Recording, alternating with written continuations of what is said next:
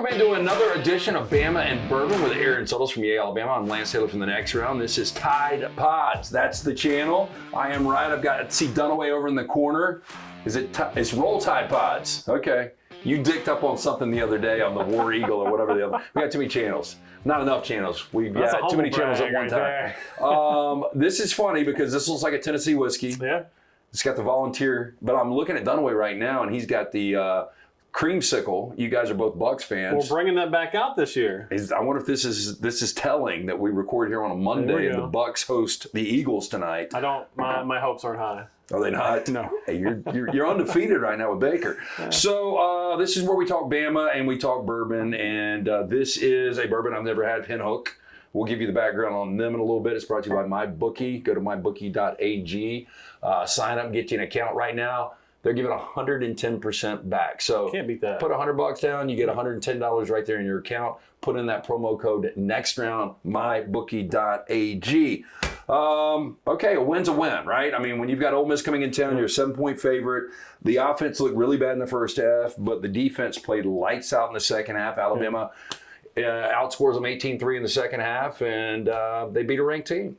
Look, it was about as bad at Alabama football as I have seen in the first half from a Nick Saban team, and we don't have a ton to judge from given how successful they've been, but they were bad. Tons of penalties, touchdowns taken off the board, although that was in the second half. But the debacle on first and goal, and it was bad. But they showed me something in terms of toughness, because it would have been easy just the way this season has gone for them to pack it in. But man, they had 3 consecutive plays. I asked Coach Saban this after the game. Jalen throws a touchdown pass, gets lit up, but he steps into the throw. Ty then has to come in the game because Jalen got hurt and he had to sit out of play. Ty runs through a face mask after a bobbled snap for a 2-point conversion, and then Jam Miller, even though he got booted for it, blows the guy up on the kick return. Those were back-to-back plays. I think that set the tone for the rest of the game. Well, we were talking about this earlier on the Next Round, that outside of that fourth quarter against Texas, this Alabama defense has been lights out. They've been great. And, you hope that Deontay Lawson isn't out too long. Yeah, what is the latest? He's day-to-day, Coach Saban said. He's got a high ankle, I think it is. But, Kendrick Blackshear came in. I thought he played pretty well. I think Jihad Campbell is really coming into his own. You got Trez Marshall with all that experience from Georgia. It just becomes, if Deontay can't go, who's calling the defense? Because right now, and I don't know if it's just that Deontay Lawson, I think he's the best they've had at inside linebacker in a long time. Well, it's been a while. That's a guy that, if you're just a casual fan, you didn't know really anything about him coming into this season, and he's been great. Mobile Christian, Ronnie Cottrell was his head coach down there. But look, I don't know, and I don't want to besmirch Pete Goldman, but the inside linebacker play is noticeably better this year. And it hasn't been this good in a long time. So you hope that the Deontay Lawson injury doesn't sideline him too long. Well, and I mean, the fact is, this Ole Miss, I don't know what to think about Ole Miss overall. Another test this weekend as they host LSU. But what I had seen is this LSU offense is pretty good. And to be able to hold them, to second half points, I mean, that's more than impressive. Oh, they were phenomenal. And they got after the quarterback. I saw something. I know they gave up a 4th and 23rd there in the fourth quarter, and that was just a great throw. But when it became a 4th down again, it was shades of Jeremy Pruitt. I'm blitzing your ass right up the middle. I'm going to bring more than they can protect, and you knocked him down. And he had to throw the ball short. He didn't have time for that route to develop. So I like the aggressiveness of this Alabama defense. With Aaron Suttles from Yale, Alabama, I'm Lance Taylor from the Next Round. This is Bama and Bourbon. We are drinking Pinhook. I continue to turn this around because I've never seen it before. It's got a horse on it. It's got a horseshoe. I like that. That's good luck, right? I don't know. What do you think? It's aged for more than 3 years. I'll give you a little background as you soak it in there. The 2022 vintage of the Flagship Bourbon showcases an inviting nose of baked peaches. Love peaches. Orange blossom, clove, honey, all great flavors. Transition to the harmonious palette of vanilla bean, toasted almond, cinnamon, and butterscotch. Everything sounds great. The packaging is very unique. It's a little lighter than you think. It kind of looks like wine at first glance, but one question I have is, it's got the horse name here, and it's Bourbondini. Yep. Horse size is 16.1 hands. I didn't know that's how they measured horses, by hands. I don't know what that means. Well, they don't even have hands. They've got hoofs. You think every bottle is dedicated to a different horse and has a different horse name, or is this just their? Wait, what's yours name? Bourbondini. Yeah, mine's Bourbondini too. But it says horse size 16.1 hands. Yeah. Yeah, I guess that's just Bourbondini. Yeah. Yeah, I mean, it's it drink good. Get the job done. Yeah. But again, unique. I love the wax packaging. You know, going back to the old Maker's Day, Knob Creek. Always love that. You know, I did the Maker's wax thing. You told me that. Yeah, it was pretty fun. It is. How many, so last week Jack Daniels gave us customized bottles. Yeah.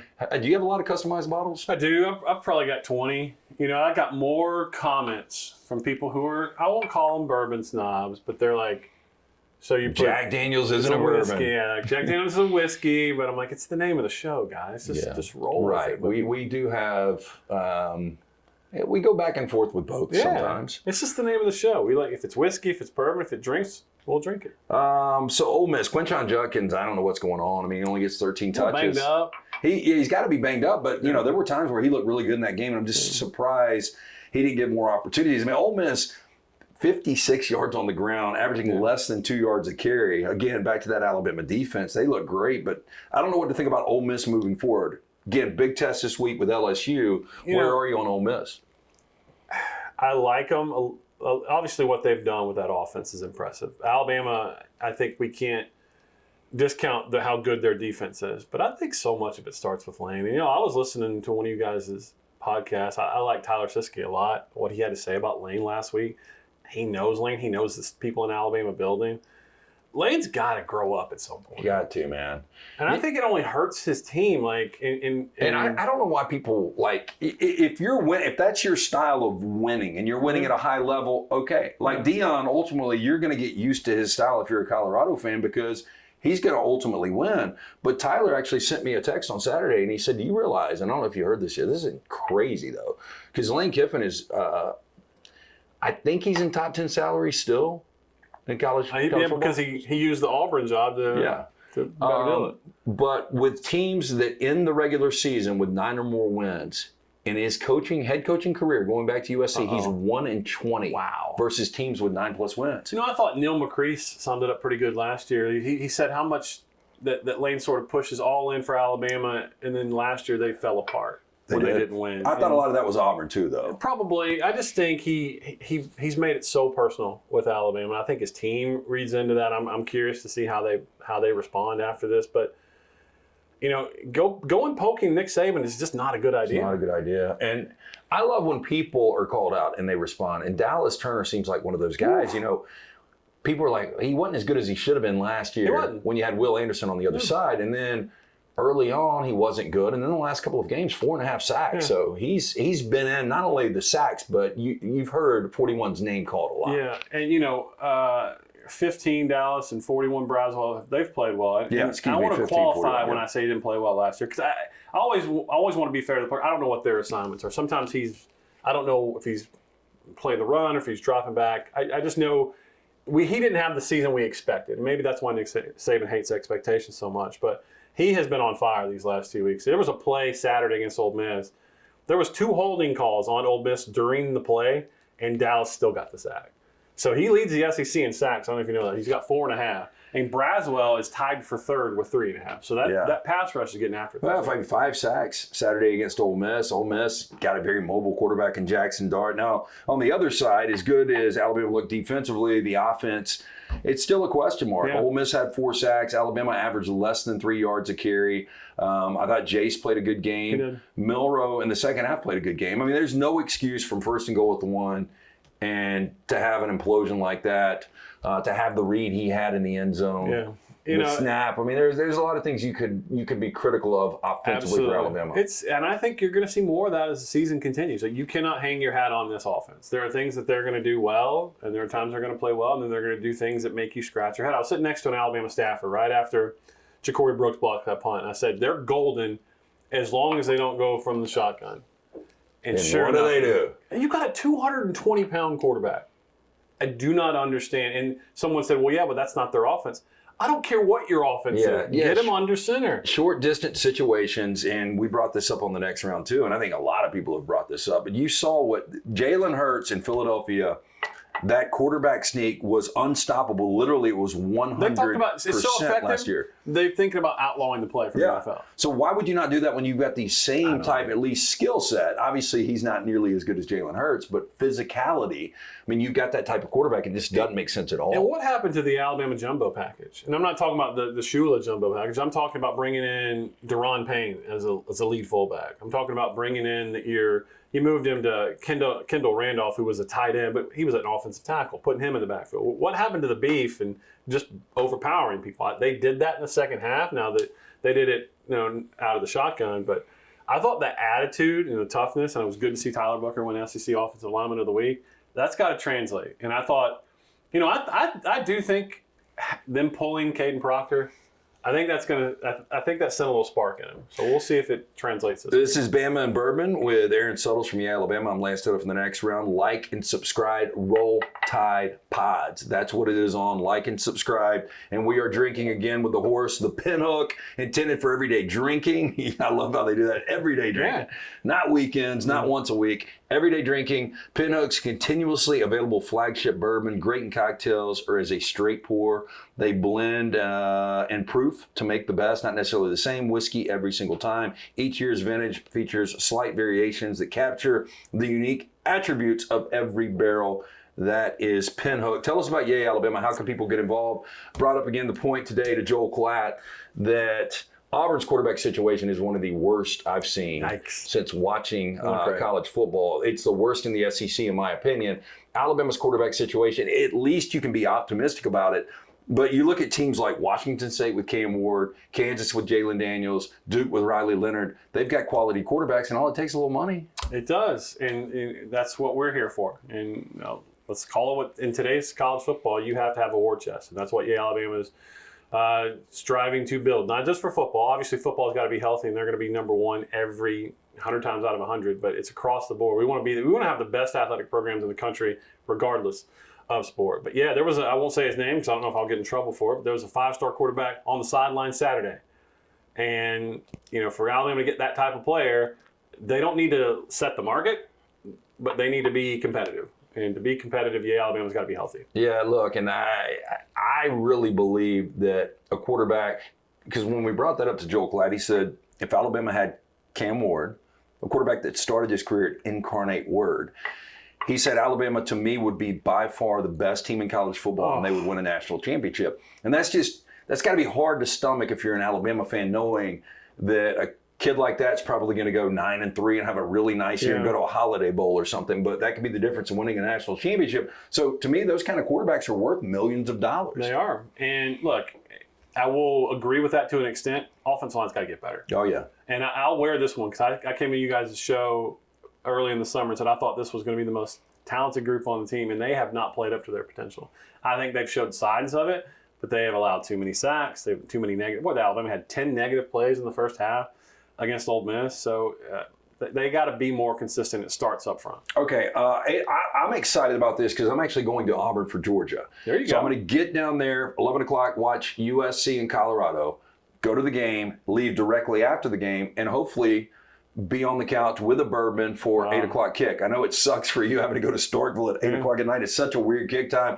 I like the later games because I'm up all night on Saturdays anyway. Yeah, I'm with you. This is interesting from Mississippi State from this perspective. The offense was so bad, it was completely night and day and we knew it was going to be a different offense than what you saw Mike Leach run. But Will Rogers really looked lost against LSU. And he got back in his comfort zone. He slung it around 48 times and threw for 487 yards. And, that was a game that was back and forth, and South Carolina ultimately wins that game by 7. But I thought Mississippi State's offense at least looked like an offense that could scare somebody after watching them Saturday. I don't know what they've got for Alabama. Will Rogers has looked awful against Alabama's defense over the last 3 years. But what are you expecting Saturday night in Starkville? They took a garbage time touchdown last year for Mike Leach, to rest in peace, to break that. He hadn't scored a touchdown versus Nick Saban. Like, they had a garbage time one at the very end of the game. So I expect the Alabama defense to play well. The secondary's great. Terrion Arnold is playing well. That was funny. Did you hear Lane Kiffin? Apparently, Lane was talking junk to Terrion Arnold. Well, yeah, so this is, and Lane is calculating all this stuff he does, but we pointed it out on his post-game presser. where he talked about Malachi Moore was great. Kool-Aid was great. And he was like, and that number 8 kid. No, he's poking. There's something there behind the scenes. Terrian was not happy with an opposing coach talking to him. I know that. But he's playing great. Kool-Aid, he didn't make the interception. He ran the damn route for the receiver. Yeah. He's playing phenomenal football. Caleb Downs, you can see him grow every week. Malachi is what he is. It's a good secondary, but they'll be tested on Saturday. Yeah. So is your biggest, and not necessarily fear, but when you just look at the different levels of the defense, is it up front for Alabama the biggest question mark right now? Because you talk about the inside linebackers, if Deontay is healthy, obviously what you get on the edges. Great.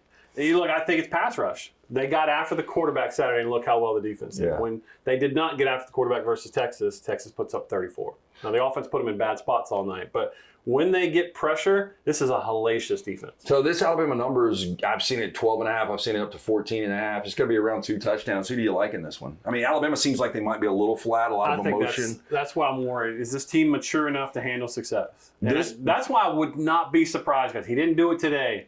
Watch that Wednesday press conference. I think Nick Saban wants to reestablish this, resetting that clock of, hey, we got to take this game serious. I would not be surprised if we got our Nick Saban rant on Wednesday. Bama and Bourbon is always presented by our friends at the Beverage Place Pink Package. These people, they open early, they close late.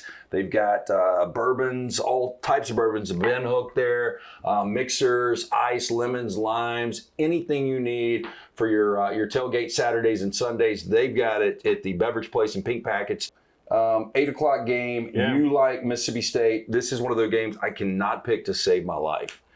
Absolutely. You said it was 12.5? Yeah, every year if I take Mississippi State, they get beat by 45. If I take Alabama, Mississippi State keeps it close. That's a big number, and given how this team has been, I would take those points, just because I just don't know if Alabama's mature enough to handle that second half performance. But if they do, look, I know everyone's down on Alabama. There's not a game on that schedule they can't win. Yeah. I think A&M's the most challenging, the one remaining. There's quite a few they can lose, though. Absolutely. Yeah. That's the thing that's so maddening about this team, and it starts with the offense. But if they start to get some confidence together, I think they may have found something Saturday in the second half. And if they continue playing that way, they're going to be tough to beat. Pick up a bottle of Pinhook. Enjoy the weekend. We'll be back. We'll be talking Alabama and Mississippi State. And Alabama will be getting ready for, after that, is it A&M? A&M. A&M. Then Arkansas. Boy, schedule.